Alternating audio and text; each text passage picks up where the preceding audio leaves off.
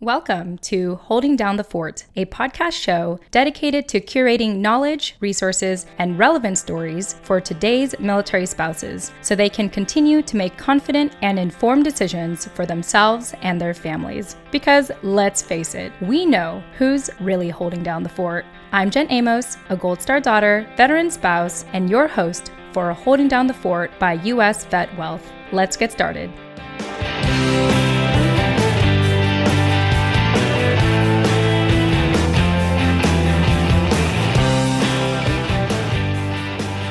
Hey everyone, welcome back to another episode of Holding Down the Fort. I am your co-host, Jen Amos. And as always, I have my co-host with me, Jenny Lynne Stroup. Jenny Lynne, welcome back. Great. Thanks for having me. Glad to be here. Yes, it's been great having you. I feel like I'm saying that every episode now, but it's truly been great having you and having you share your perspective on the show as an active duty military spouse of 11 years and a mother of 2 and an advocate for mental health. So thank you for being with me and adding to the conversation as always. Okay, so we are excited because every time we get to do another episode, it means that we get to interview another incredible person in our community and advocating for our community. So I'm going to go ahead and just read this bio for all of you. I want to introduce you all to Dr. Geri Lynn Maples. As the wife of a veteran injured in service to our country in Operation Iraqi Freedom, Dr. Geri Lynn Maples advocates, educates, and dedicates her life to serving our veterans and their families. Her doctoral dissertation, titled Surviving the Invisible Wounds of War as Told by the Unseen Heroes, focuses on her personal story as a National Guard military spouse turned caregiver and the impact of post-traumatic stress disorder and traumatic brain injury upon National Guard and Reserve military spouses and their children. She also is the chapter director of the Dayton, Ohio Blue Star Families and the 2020 Elizabeth Doe Fellow for Ohio. Geri, welcome to the show. Thank you. Thank you so much for having me. I'm really excited to be here. Yeah, and I'm so glad that I had found you on LinkedIn. That's kind of my way of connecting with our community. A lot of us are on there. And more importantly, just who you are and what you do for our military family. And I know we're talking offline a lot about that.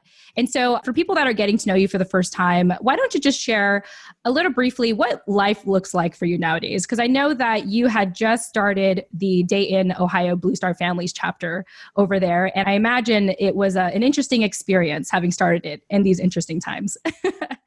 Yes, it certainly was. I had been to DC to our big launch and release date for our military family lifestyle survey for 2019. Right at the end of February, I came home. I think I was only on the job maybe 5 days at that time.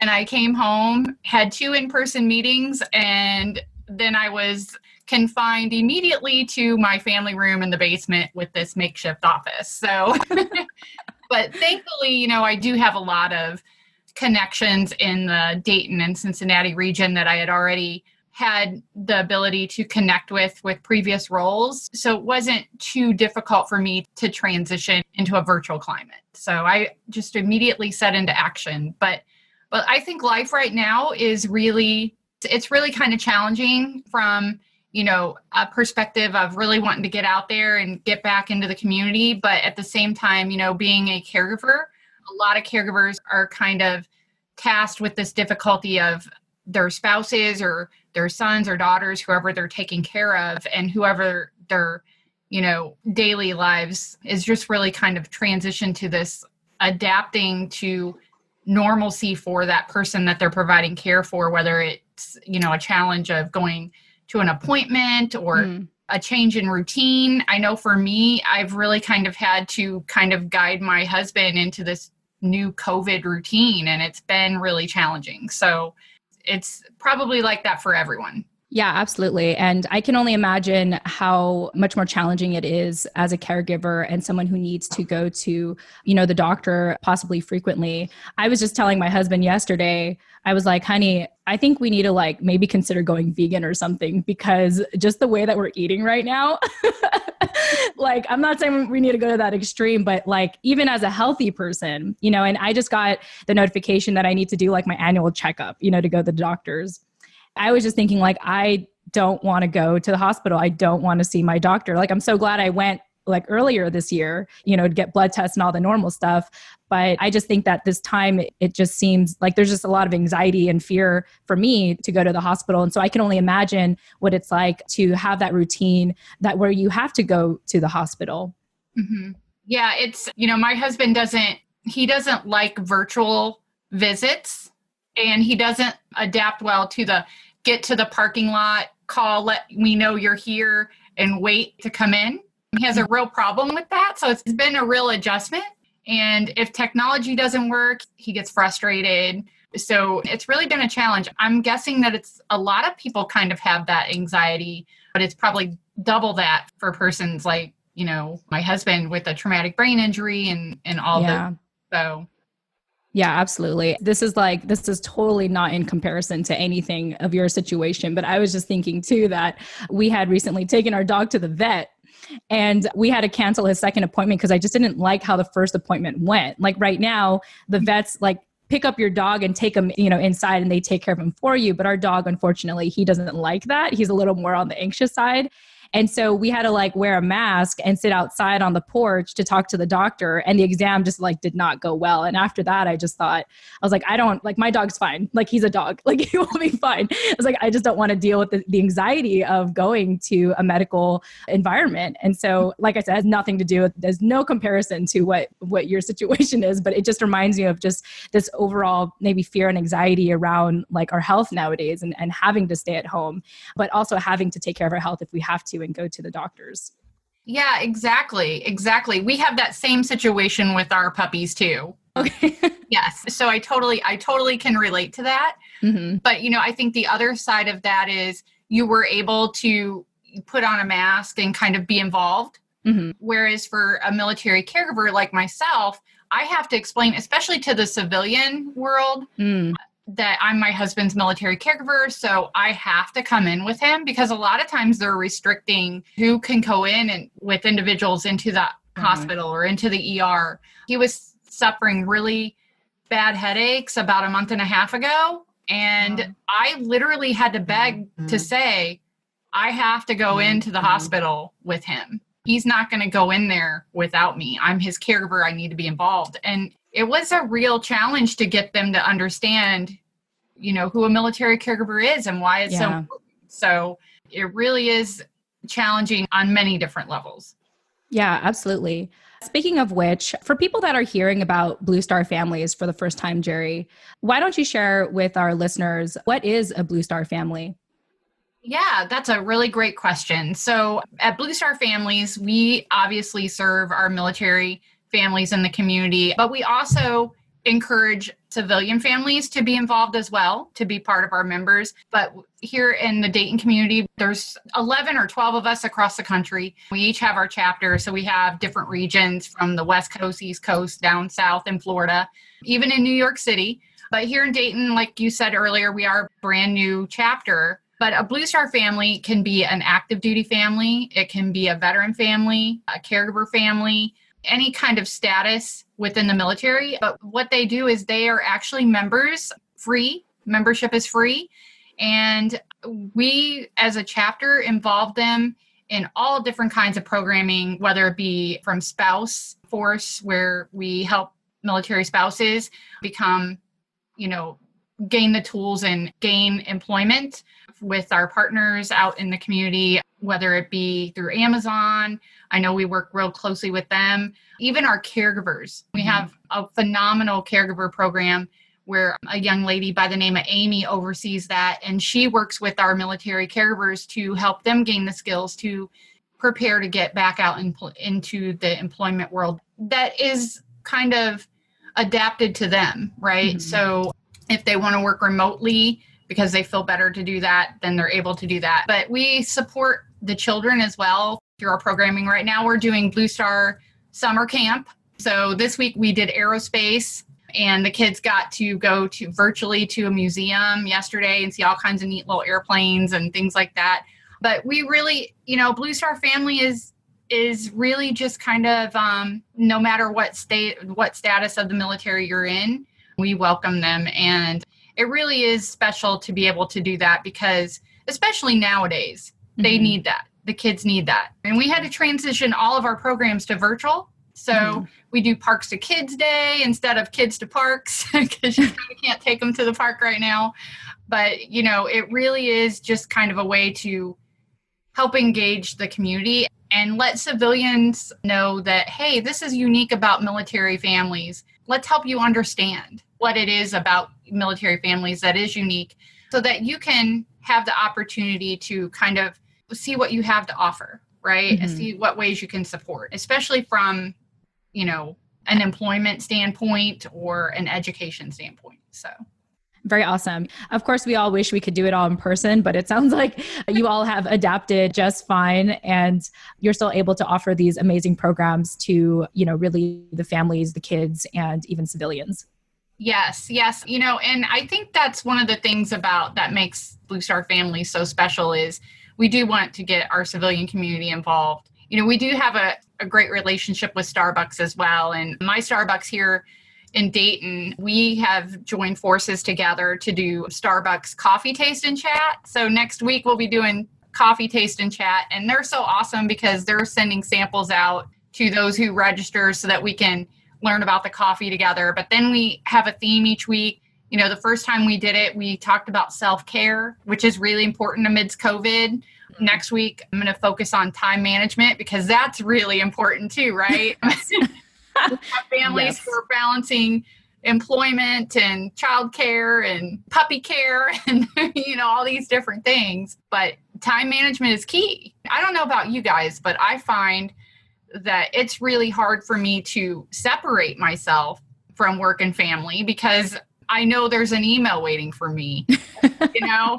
And so I'll be watching a movie and remember that I forgot to do something. And with my office right across the way, it's so easy for me to get up and just go do that. And so that's probably like a COVID symptom. A COVID home time management symptom. Lack of personal boundaries and a bunch of things. So Jenny Lynne, I saw your head nodding a lot. And I know that, you know, you started your work, what you're currently doing, working from home really in this entire time. So I thought I'd check in with you and see if you had any thoughts. Oh, yeah. Well, I mean, the work-life boundary thing is really interesting, especially as a mom of elementary school-age boys. I will say that I'm thankful that the office I'm sitting in my house has a door, and I've just really had to learn, like, to shut the door. I can't just constantly go, because I would always be doing work or something and not present upstairs. My office is like the only little room downstairs, so that helps. There's like a whole flight of stairs between my office and like the rest of the house. So that's been helpful. And, you know, it's great listening to Geri talk about Blue Star Families. We've been a huge fan of Blue Star Families for years, especially at our last duty station, which was not a traditionally military town. But to have the museum program is probably my favorite thing that Blue Star Families does. And we would go to our local museums for free. It provided us a way to get to know the community we were a part of and also not have the burden of like exorbitant museum costs in the Great Northeast where we were before. And I also love the survey they put out every year. I actually take the survey every year and participate because it's fascinating to me to learn about all the different pieces and parts that make up the military community. So I'm always on the lookout for the newest data that comes out of those.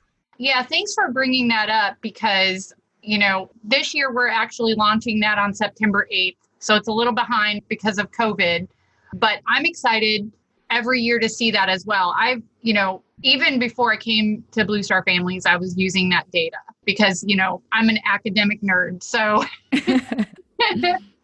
you know, having that data is so valuable. And interesting enough, it really does give folks like Jenny and her family the ability to voice the things that are important to them. Mm-hmm. And whether it be, you know, what is working and what is not working. But, well, this chapter is brand new. So I'm really excited to be able to learn about what the families in Dayton have to say. You know, what is that data going to look like when it starts to become, you know, heard and their voices start to become heard. So I'm really excited about that because it is an opportunity to help us understand and tailor the things that need to be tailored to serve our military families in the best possible way. So thanks for bringing that up, Jenny. And I'm so glad to hear that you're a fan of Blue Star Families and benefited from a lot of our programs. They really are instrumental in making a difference for our military families. So I'm honored to be able to have this opportunity. I couldn't think of a better position for me to be a part of. So I'm excited. And I look forward to many, many years in Dayton. So it sounds like, the data is really fascinating to me every year that it comes out. But I imagine from a military caregiver standpoint, like you're really pumped about the way that Blue Star Families is able to actually make real change in the community. That's probably one, I'm a data nerd, and I think it's fascinating to look at all the little wheels and the colors and all the things and learn that I, as an active duty military spouse, am like 0.28% of the entire American population. That's a statistic that always blows people away. But, I know through the years, I continue to take the survey, especially from a mental health and healthcare standpoint, because that seems to be the place where we really need a lot of support. And Blue Star Families through the survey really is able to kind of push some of that through. So super helpful. Yes. And, I'm glad that you brought that up, especially the caregiver piece. I'm grateful for the opportunity to serve my fellow military caregivers here in the state of Ohio, especially being, the Elizabeth Doe Fellow. So many things really, I have a lot of goals in that role. And one of them coming from the education piece, because, as a military caregiver, we do sometimes get to the point where we're like, I'm going to be in this role and what can I continue to do? How can I continue to serve? And education for me has been a real opportunity to continue my work. I wouldn't be where I am today without it. So I'm a huge education advocate. So when it comes to the survey, I want to know, what is the education level of our caregivers? Where can we grow opportunity-wise to help empower them? I'm a better caregiver because I was educated and took those opportunities. So I'll give a shout out to Thanks USA. Thanks USA was a huge advocate for me being in the education through their scholarship program. I can't say enough about that organization. I wouldn't be here where I was today without their scholarship opportunities. So big shout out to them. But from a state level, I want to see our state actually empower military caregivers so that they can have opportunities to seek higher education, whether at no cost. That would be my ultimate goal, no cost, but low cost if possible. But, I'm anxious to see what our survey is going to say from a caregiver standpoint on what are their education goals and things like that. Do they need more undergrad opportunities, more graduate opportunities? So I'm anxious to see what that's going to say. But, I also want to know, do they feel welcomed in their community? Do they feel understood? All these things. And what does it look like financially? We did at Blue Star Families for 10 weeks, we did a pain points poll. And I might get a little emotional telling the story, but I had a caregiver respond to this pain points poll through COVID, which was looking for, what are you experiencing right now? And she was having to choose whether to feed herself or her spouse. Wow. And I immediately took action and had her food on the table within 24 hours. But I couldn't imagine being in that situation. So that's just one powerful impact that I've had from my basement, right? Working from my basement.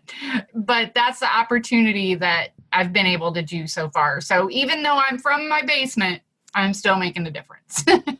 That's awesome. Yeah. Do you find it's easy for people to identify as military caregivers? I've heard you say a lot that you're looking forward to the survey results because you want to know. And from an active duty perspective, I've just now kind of come around to the fact that I can identify myself as a caregiver. I would not have years ago. And I find it's really difficult, especially for military spouses, because we have this all like, I can do all the things. I've done all the things. I can continue to do all the things, to identify oneself as a caregiver, despite all the things you continue to add to your plate that are in fact caregiving. Do you think it's easy to identify those people or to have them identify themselves? That's a really interesting question.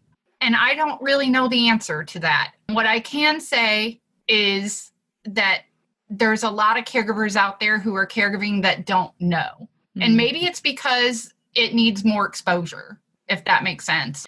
I did not consider myself a military caregiver until I was introduced to the Elizabeth Doe Foundation. And I think it's because I didn't realize, I just went into mode, right? Mm-hmm. My husband came home in 2004 from Iraq. I remember the first time I had to call for help. And that was a different time back then. The time was completely different.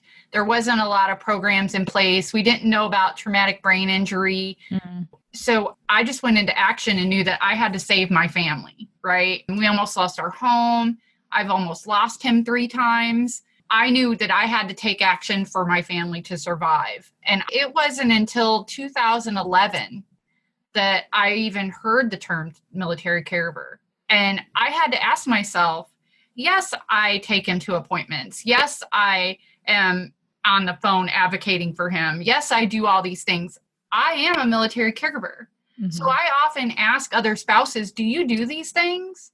Mm-hmm. And they'll say, yes, Geri, I do those. And I said, you're a military caregiver. And they never really realized it because they didn't understand. And then I want to get them involved, right? So that's part of my mission too, is to help them understand and help them see that they are a military caregiver. So I'm not really sure, Jenny. I think it's a come to terms thing. It's an exposure thing. And I know Jen and I were talking back a couple weeks ago when we first chatted about a mentorship and how I kind of see myself for those young military spouses who are coming up to answer that question of what if this happens? And my dissertation is really kind of focused on, I would love them to read it because I was not prepared for what happened to me. When my husband when I married him, I was 20. So I was younger than my daughter is now, but I was this wife and we lost a baby right after that happened. And about 3 months into our marriage, we lost our first baby. And I remember he had to go to drill or he was going to get busted rank. And I put that in my dissertation. I was angry, but I didn't understand what it meant for the call to service. I didn't understand that. So as now, we've been married for next year to be 30 years. And I was all these years a military spouse. And then in 2 eras, I realized when I was writing my dissertation that I was a pre 9/11 spouse and a post 9/11 spouse. So I have 2 different experiences in 2 different worlds. The worst thing that my husband went to before 9/11 was floods and tornadoes. And then he, after 9/11, I knew right then that day that our world was changed. And so there's those 2 levels of fear, right? I think the first time I ever got scared was when he was going to work at the Olympics in 96 and the bomb went off and there was no cell phones back then. So I couldn't call him, or at least we weren't rich enough to have a cell phone back then.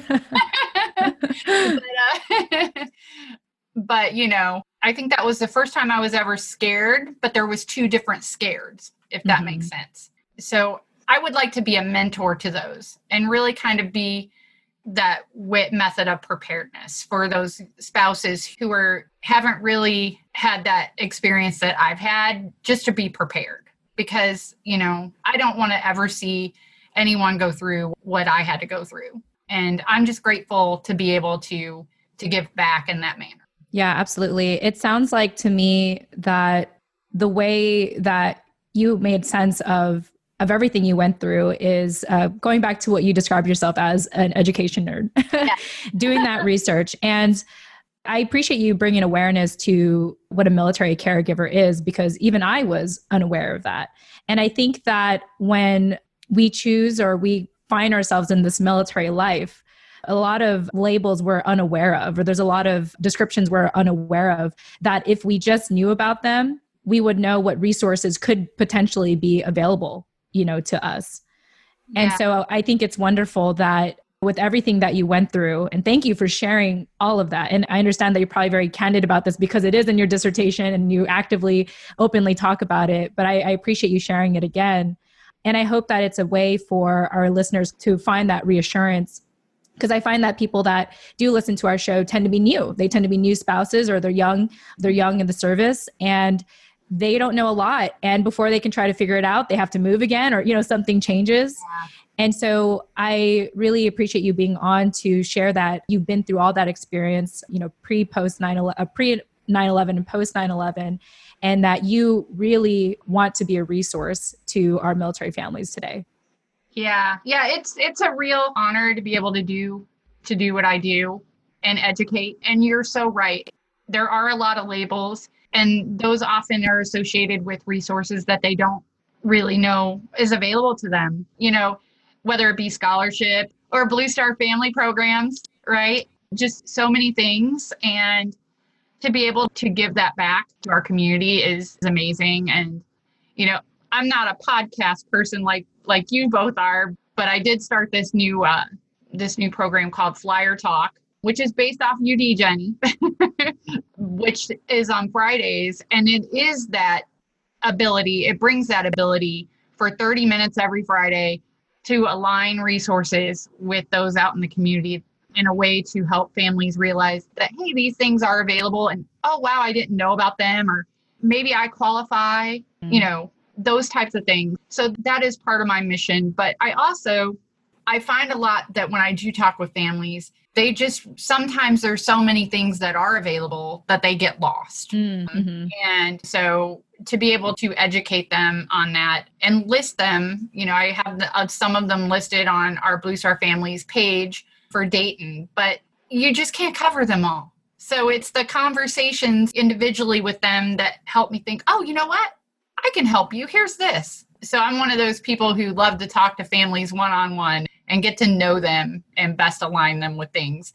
It's a miracle how many things I've collected since 2004. I would probably be as rich as Bill Gates if I had $1 for every place I've connected with since 2004. Oh my goodness. Oh, that's incredible. Geri, thank you so much for sharing all of this. I do want to talk just a little bit about your dissertation, because we've hinted at it a number of times now. And so can you tell us a little bit about it and how I think you're, in my perspective, you're using it as a tool to empower our community, to be more aware of, PTSD and traumatic brain injury? Yeah, thanks for asking. So my dissertation is available. I did publish it on Barnes & Noble, so it is available for purchase on Barnes & Noble. Very cool. I did that because I didn't want it to be just this academic work sitting in a digital library. And I mean, let's be serious. Who really reads those, right? not the average everyday citizen is going to go look for Geri Maples' dissertation, right? So I wanted to reach military families. I wanted to reach those out in the civilian community who wanted to understand what military life was like. And I wanted to bring awareness to military caregivers because, like we said before, they really oftentimes maybe don't even realize they're a military caregiver themselves.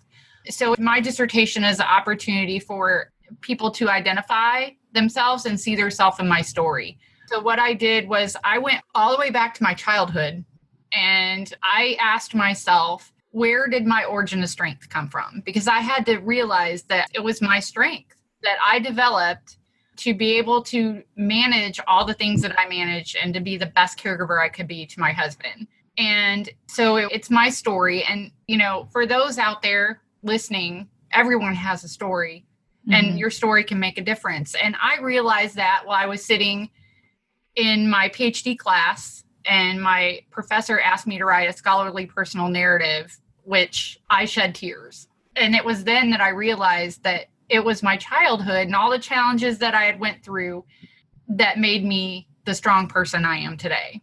So I started off with realizing that I was a National Guard spouse. I remembered the times when we were struggling financially, when I had to literally ask my mom if she would buy diapers because my husband wasn't able to get a job because a lot of, at that time in that pre 9/11 era, Employers didn't want to hire a weekend warrior. That's what they labeled him, a weekend warrior. Oh, well, you're going to be gone for 2 weeks in the summer. I can't have that. Like, that was the attitude back then. Yeah. And we lived through that. The whole time, he was dedicated to service. It didn't matter that we were struggling, that we had our cars repossessed. We had all these things happen to us. We continued the path to service. And when he did leave, a whole host of other things happened. So what I did was I interviewed 5 other military caregivers who ranged from the National Guard or Reserve, and I connected it to education. And I also focused on the educational challenges from our kids. And what I realized was we all had very real similarities. We all went to our moms. We all had that connection with our moms. We all had similar challenges. So these were all the themes that came out of this. Our children in their educational setting face similar challenges. I literally had a teacher tell me that my son should be fine because his dad came home. Wow. And I said, no, life does not work that way. I had a young lady who was bullying my daughter because she thought that her parents' taxes paid for all the stuff that she had. Wow. I was like, no. And I had to watch her defend her dad's wounds via text message and crying. And so these are the things that our family has endured, but they've all made us stronger and closer, and the mission much stronger, right? The mission to serve and help others out in the community understand that these are the unique things about a military family. And these are the things that we sacrifice. And at the same time, help caregivers understand that you're not alone, and also be that sense of preparedness for those who, unfortunately may come after, because, I think sometimes we forget that our service personnel is still there. They're still in Iraq. They're still in Afghanistan. They're still stationed across the world. And traumatic brain injury and PTSD is not going to go away. And I will say this too, I will add this, even in our families, they look at my husband and they think he's fine. Because they don't see those wounds. They don't see those struggles. They don't see the frustration. They don't see the headache, the things that he has to endure on a daily basis, the chronic pain, all of these things. They don't see that because they're not here. So when you see him out in the community, they think he's just fine. So invisible wounds can be a real challenge, but they're real. And so my dissertation kind of covers all of that and wraps it up in how education's made a difference. One of the spouses that I interviewed is a doctor as well and a professor. Some of them are still striving to get to seek higher education, and they're amazing. They're amazing. And so I was honored to interview them and share their story. And I will say that I probably made Kleenex very, very rich during that time because it was the toughest thing that I had ever done in my life, is writing that. It was hard to see at times because I was crying and I had to go back and correct all my errors, but hopefully it helps others understand. I think the most beautiful thing that you're doing, I think it's twofold. One, it's a form of self-healing for you, to go through, to be able to express all of that and to serve others, just as what you've been doing, this whole time. So I think for me, it's part of why I love what I do with podcasting and amplifying our stories and resources for military families, because, I think about my background as a Gold Star daughter and how much I lacked growing up. And it was really only in the recent years that I understood what Gold Star families, what the definition was. I didn't identify with that till recently. And through that process, I've been able to find my own self-healing and being able to help others with my own story. So Geri, thank you so much for sharing all that. I'm sure people will be very interested in getting your dissertation. Yeah, so thank you so much for that. Jenny Lynne, I just want to check in with you, see if you had any thoughts about anything that Geri shared. I have a lot of feelings. I don't know that I have any solidified thoughts that are going to come out of my mouth. I have a lot of feelings about what Geri said. There's always the differences in active duty communities, reserve communities, and National Guard, there are differences, and but there are far more similarities. And so, many of the things she spoke about are things that I have either personally experienced in the active duty community or have friends that have. And I have a very similar outlook as Geri, is like, hey, let's sit down and have coffee. Let's talk about it. Like, we also keep Kleenex in business here in California a lot. Yeah. Because, I found that the more that I talk about the experiences I've had, the more willing other people are. And that's what gets people the help they need, which is how I ended up becoming an outreach coordinator for a mental health clinic, because of my own experience and with TBI and PTSD, so grateful for the work you do. I love that you call yourself a mentor and continue to mentor those coming up. I think that has been the greatest gift of being an active duty spouse, is the mentors that I've had in the community to bring me along as we've done this life. Yeah. Well, I want to say, to you, thank you for all you do, Jenny, and you too, Jen, because I think it's so important. And it's kind of like, we continue service, right? We have kind of this service before and now this continued service that we keep on doing. And it does make a difference. It really does. So I appreciate both of you. Thank you so much. And I was just thinking that through everything you shared, you really give off this feeling of validation and acceptance of like, you are a military caregiver because of A, B, and C. Like, don't discount like the sacrifices that you gave, that you have made, for the family, for the service and everything. So I love it. Well, Geri, I think we had a fantastic conversation today. I felt very heartfelt. Like I feel full in my heart right now. I feel really good. For people that want to seek out your mentorship or they want to learn more about your dissertation, how can they get a hold of you? How can they find you? Yeah, so they can find me on LinkedIn. It's Jenny Lynne Stroup Maples on LinkedIn, or feel free to email me at gmaples@bluestarfam.org. And that is my Blue Star family's email address, so they can most welcome do that. Either way is fine, but probably the easiest way is on my LinkedIn, and then we can connect right away and start a conversation. So I welcome them to do that. I'm here to help. I'm here to align and network. Yeah. And it's easier now because we're all at home. So we can all just jump on a Zoom call. Yes. We will all be available via Zoom. Awesome. I love it, Geri. Well, Geri, thank you again so much for your time. It's been an absolute pleasure having you here and just connecting with you and knowing that there are people like you that exist in our community. So thank you again for your presence and for being here. Well, thank you so much for the opportunity. I've really enjoyed it. Awesome. And to Jenny Lynne, thank you for co-hosting with me as always. I really appreciate your time. Absolutely. Love being here. Yeah. And to our listeners, if you want to get Geri's contact information, that will be provided in the show notes as well as on our website, holdingdownthefortpodcast.com.